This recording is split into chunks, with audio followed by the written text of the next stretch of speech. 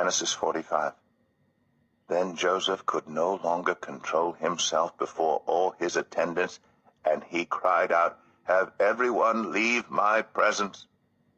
So there was no one with Joseph when he made himself known to his brothers. And he wept so loudly that the Egyptians heard him, and Pharaoh's household heard about it. Joseph said to his brothers, "I am Joseph. Is my father still living?" But his brothers were not able to answer him because they were terrified at his presence. Then Joseph said to his brothers, "Come close to me." When they had done so, he said, "I am your brother Joseph, the one you sold into Egypt. And now do not be distressed, and do not be angry with yourselves for selling me here, because it was to save lives that God sent me ahead of you. For 2 years now there has been famine in the land, and for the next 5 years there will be no plowing and reaping.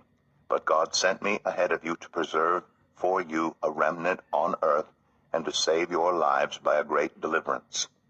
So then it was not you who sent me here, but God. He made me father to Pharaoh, lord of his entire household, and ruler of all Egypt. Now hurry back to my father and say to him, 'This is what your son Joseph says. God has made me lord of all Egypt. Come down to me, don't delay. You shall live in the region of Goshen, and be near me, you, your children and grandchildren, your flocks and herds, and all you have. I will provide for you there, because 5 years of famine are still to come.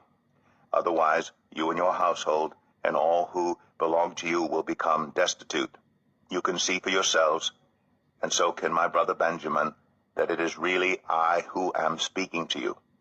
Tell my father about all the honor accorded me in Egypt, and about everything you have seen, and bring my father down here quickly." Then he threw his arms around his brother Benjamin and wept. And Benjamin embraced him, weeping. And he kissed all his brothers and wept over them. Afterward his brothers talked with him. When the news reached Pharaoh's palace that Joseph's brothers had come, Pharaoh and all his officials were pleased. Pharaoh said to Joseph, "Tell your brothers, do this. Load your animals and return to the land of Canaan, and bring your father and your families back to me. I will give you the best of the land of Egypt, and you can enjoy the fat of the land. You are also directed to tell them, do this. Take some carts from Egypt for your children and your wives, and get your father and come. Never mind about your belongings, because the best of all Egypt will be yours." So the sons of Israel did this. Joseph gave them carts, as Pharaoh had commanded, and he also gave them provisions for their journey.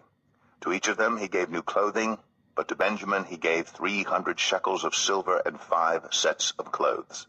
And this is what he sent to his father: 10 donkeys loaded with the best things of Egypt, and 10 female donkeys loaded with grain and bread and other provisions for his journey. Then he sent his brothers away, and as they were leaving he said to them, "Don't quarrel on the way." So they went up out of Egypt, and came to their father Jacob in the land of Canaan. They told him, "Joseph is still alive.